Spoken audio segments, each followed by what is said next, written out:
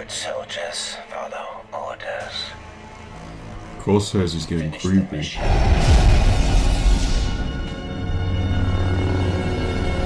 Hello there, welcome back to my channel. My name is Skyman Universe, and today we're going to be reacting, watching, and reviewing episode 3 of The Bad Batch. This episode doesn't actually come up with a name, it just says episode 3. But episode 2 last week, it was good, but there was nothing I would say amazing happened. All they did was rescue the defecting clone who had the family in the farmyard and help them get off planet. And that was about it. So it wasn't anything too exciting, but the thing which I love the most about this at the moment is the whole bad clones and it merging into the Empire and seeing what the Empire does to take ultimate control of the galaxy. I think those are the things, it's sort of the big looming things over these characters which I like. The position of where they are at the moment and how it sort of revolves around them, or how these clones who stay true to what clones are sort of operate in this empire-ridden world. Last week sort of felt a bit more like character building, and I'm hoping that this week is going to be what I saw from the trailer. It looked kind of like Coruscant-y. I could be completely wrong there, but if it is, then that's going to be really cool to see it all empire-y and what's going on there. And I think that Bounty Hunter from Mandalorian is going to be in there as well, the one that's going to be in Book of Boba Fett, which should be pretty cool too. I'm really liking where the Bad Batch is going. I'm really liking the characters at the moment. I kind of, like I said, want to see Crosshairs more. Maybe he'll crop on this one, maybe not. But the thing that I love with the Bad Batch is that they could cherry pick from the Mandalorian and they could bring them in and give them like a pre-story, backstory.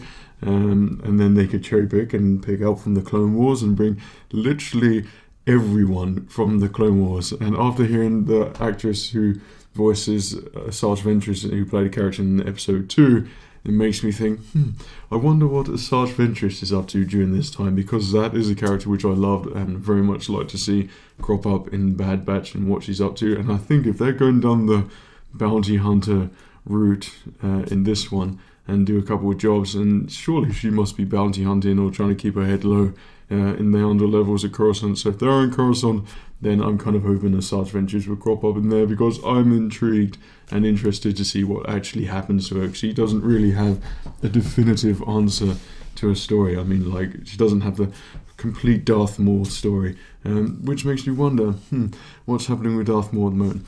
Anyway, Darth Maul is probably my favourite, so I kind of want to see him in everything. So yeah, no idea what to expect. I think this is just probably my favourite time where they actually release new Star Wars content, good Star Wars content, and I get to react and watch it and talk about Star Wars. I love it so much. Something I've noticed with the Bad Batch as well is that you kind of have an idea with all the other Star Wars stuff where it's going, but with the Bad Batch you don't have a clue, because there is no mention of them later on in any Star Wars anything.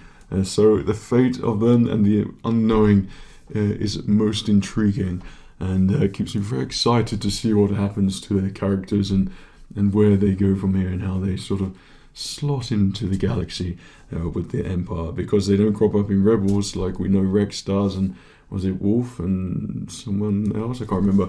Should know that. Shame on me. But the Bad Batch obviously don't crop up, so I wonder what happens to their fate at the end and how they build up the stakes there as well.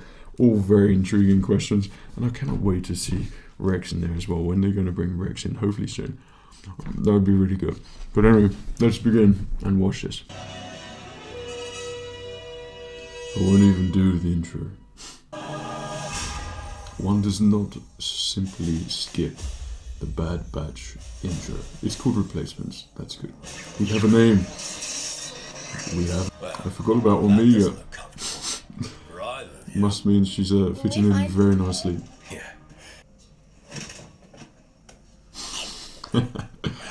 That's basically me within every hour of the day. No thanks, you keep it. Okay.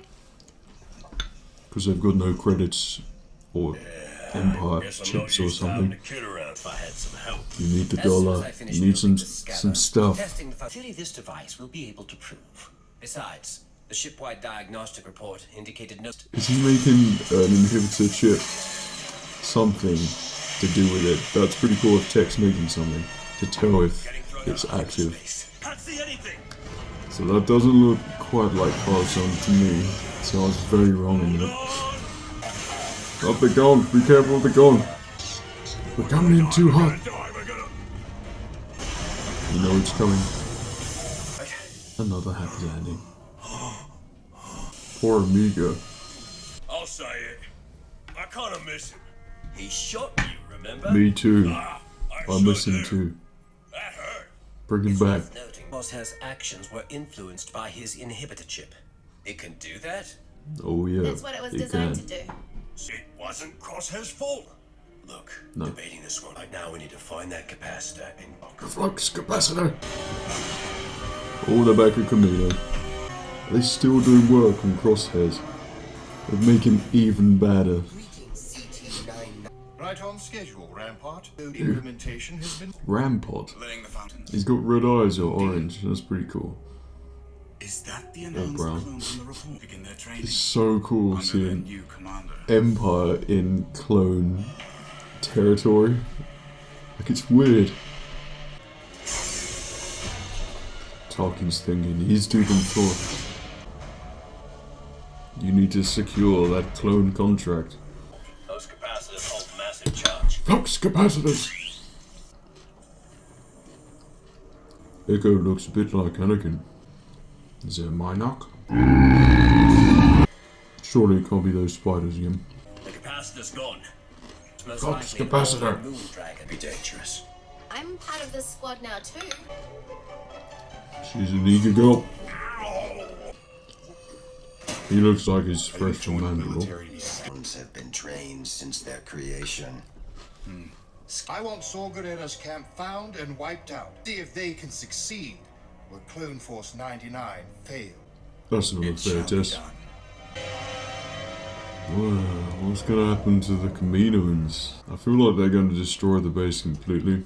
And I always thought the DNA would sort of, because it's been used so much, like it's not as good, so further down the line it kind of is defective for making that many clones again, or something like that. You shouldn't be angry at him. He can't help it. We don't leave our own behind. We'll find a way to get him back. Yeah, you got it, amigo. Bring him back. LA Crosshairs. That was a terrible impression. Enjoy being commander. For now. We'll see how things shake out. I prefer the clones. Nobody speaks about a clone like that. That's not a fair squad, because Crosshairs is a clone. So he could be doing all the hard work, and then the other people just claim credit. Do it, female Boba. Hey, She gets in a sticky situation. Hunter comes in to save her. Last minute. And said, thanks, kid. I just see a flamethrower. Tell you if I did. Oh dear. It's gonna You happen. want to know why they put me in charge? Good soldiers follow orders. Crosshairs is getting creepy. Like, how much can he do to make him bad? Because if they make him good again, there's that thing in the back of your mind.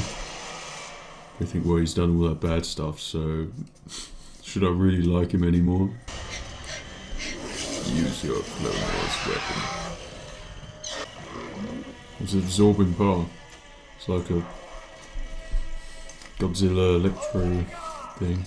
was to retrieve the capacitor, wasn't it? Flux I trained the capacitor! dragon, like you did. I feel like this is very juicy stuff which is happening at the moment.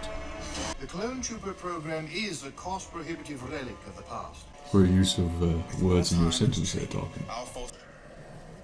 Poor clones. If I fear for the future of our operation, we must ensure our clones remain essential. Genetic material from Django Fat continues to degrade. Then it is time to begin the next phase. If you're Just what I said about the deterioration. That's really interesting. So they're going to try and find someone else to clone. Get out of there. This is 99. Squad's home. Okay. Open them. Check it out. your own room. Oh, It's perfect. Thank you, Rick. That's really cute. How did Rekka get up there to do it there? I really like this dynamic. My own room before. Dun, dun, dun, dun, dun, dun, dun, dun, dun. And that was episode 3 with the name Replacements. I really liked that episode. The overall thing, once again, it probably didn't feel like massive things happened, but I assume, like with the format of the Clone Wars, because it was always these people with such big consequences, like these important people in the galaxy, where now it's not like these really, really important people in the galaxy with massive consequences for what they do and decide. It's more just sort of their everyday life, with the backstory of like the clone stuff as the bigger picture. So from that respect, it doesn't feel like there's like massive amounts what's going on during these episodes, but what is going on during these episodes I really like, because it's very emotional. I'm really enjoying the dynamics of the Bad Batch at the moment, and especially Omega. Like, I really thought I was just very concerned to begin with, like just almost worried that she didn't annoy me or anything, but I was on the cusp, and I didn't know which way the pendulum was going to swing. But like I said, in Dave Filoni we trust, and I don't find her annoying whatsoever. I find her really endearing, and I just see her now as just female Boba Fett, like young Boba Fett. So she's really cute, and see that there, like Rekka made her own quarters, bedroom on the ship. I thought that was a really nice touch. So I love that interaction with Omega, and she's like the wondrous child, and then with the Bad Batch in there as well. So there's like no really Bad Batch fights in here at all, which is kind of what I expected for the Bad Batch series, is that there was going to be them going through mission after mission after mission, shooting things, going crazy, doing all these sort of things that we saw them do in the Clone Wars, but it's kind of gone down a different route to what I expected, and it seems a lot more emotionally involved, and the dynamics of each member in the squad is being explored and how they feel about things. I love the fact that Tech was making that thing. I can't remember if it was actually a prohibitor like thing, like if it was going to detect prohibited chips and what they are capable of doing. But if they get that on crosshairs and then they find it and manage to get it out, like you could see him when he sat down there on Kamino in their area of 99, Squad 99 area, and he's contemplating, he's deep in thought. But you think, well, if he's contemplating and he's been like pumped up to 11 for like all the Order 66 stuff and to make it more compliant, then would the other clones be feeling that way as well? Would their Order 66 protocol kind of wear off from the prohibited chip, and they're still reprogrammed, and maybe that's something that could be explored later on, like the clones might start turning against the Empire, for which they might have a sizable army then to sort of transition. But if there was going to be like another civil war, or of them trying to get rid of the clones, one that would be so sad and emotional. I mean, can you imagine that the Empire started wiping out clones? That would be terrible, but that would lead to awesome fights with the clones, though I don't think they'll go down this route whatsoever, because it kind of leads to massive full-scale wars with clones against Empire. But I think that would just be a great way to show the Empire superiority over the clones. I could keep talking about this like for ages, because like I said in the last video, this is something I've thought about like 15 years ago. Since then, what happens to the clones and how the Empire takes over. This is why I think it's a really exciting period for them to make the series. And like seeing Tarkin in there, and he's still contemplating and thinking about things, and then the Prime Minister of Kamino and still trying to secure their contract. I love that so much. It's like a lot of people find, like in the Phantom Menace, they hate the politics in there. I never found that boring, strangely enough, whatsoever. I've always found it interesting in how the Star Wars universe works. I love democracy. I love the Republic.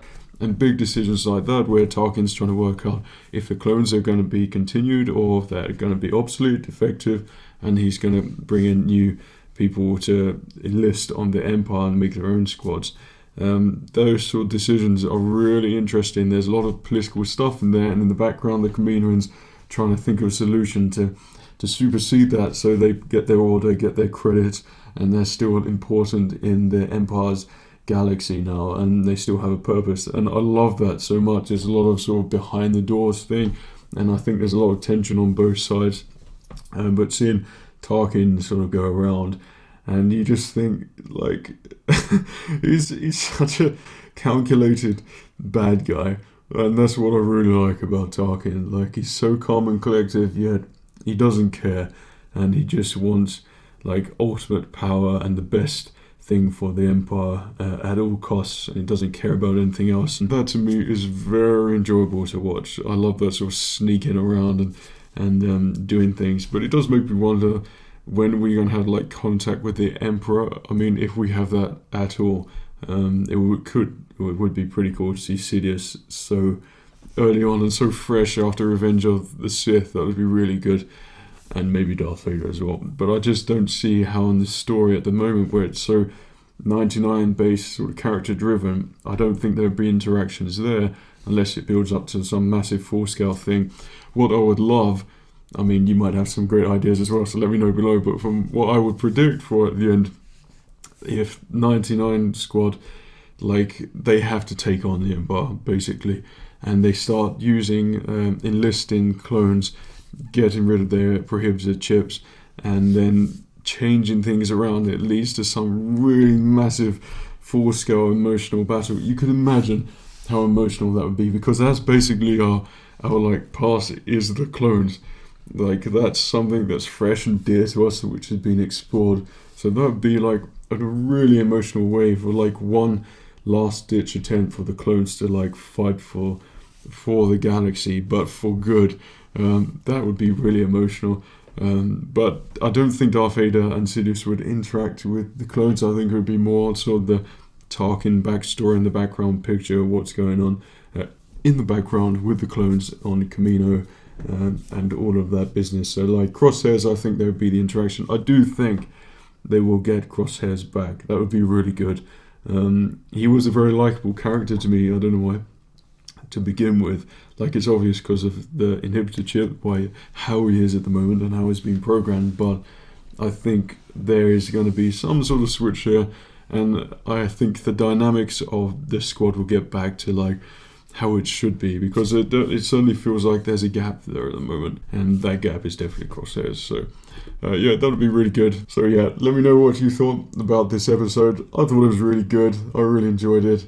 A lot of things going on. But any predictions you have, then of course let me know. That'd be great to see where you think this is going. It's just so complicated and hard to try and imagine what's actually going to happen in the future of this series, and that unknowing is creating my drive to really delve into this. But anyway, I really enjoyed this. I would just like to know something what would be going on in the future, and who they're bringing back from the Clone Wars. That would be really good. I'd like to see more characters back from the Clone Wars. Like I said, the Sarge Ventures, that'd be so good.